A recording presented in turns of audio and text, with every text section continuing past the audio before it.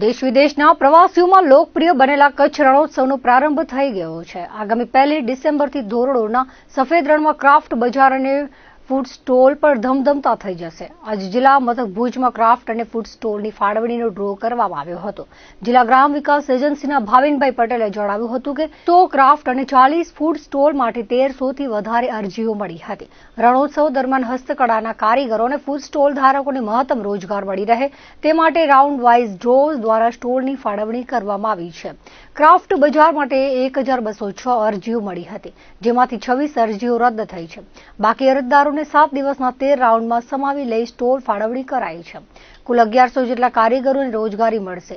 Food stall માટે 33 દિવસનો round રહેશે।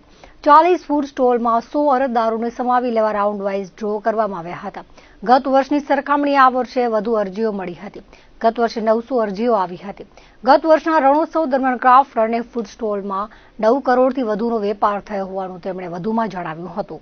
રણોત્સવ 2024-25માં ક્રાફ્ટ બજાર અને ફૂડ બજાર માટેનું ડ્રો મારફતે જે આવેલ અરજીઓનું હતું એમનું સ્ટોલ ફાળવણી માટેનો ડ્રો કરવાનું પ્લાનિંગ કરેલું છે, જેમાં ક્રાફ્ટ માટેની કુલ અમને 1206 જેટલી અરજીઓ મળેલી છે અને ફૂડ માટેની લગભગ 100 જેટલી અરજીઓ મળેલી છે, જેની સામે ક્રાફ્ટ માટે 100 સ્ટોલ અને ફૂડ માટે 40 સ્ટોલ અવેલેબલ છે।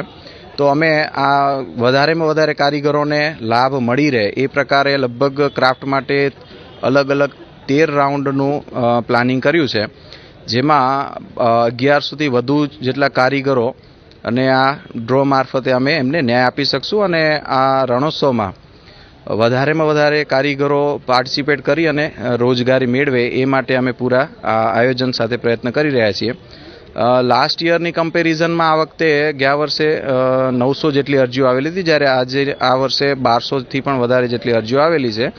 એટલે અમને આશા છે કે કચ્છના અને કચ્છ જિલ્લા સિવાયના પણ વધારેમાં વધારે હસ્તકલા સાથે જોડાયેલા કારીગરો છે એ આ હસ્તકલા મેળો અને ક્રાફ્ટ એન્ડ ફૂડ બજારમાંથી સારી એવી આજીવિકા મેળવશે।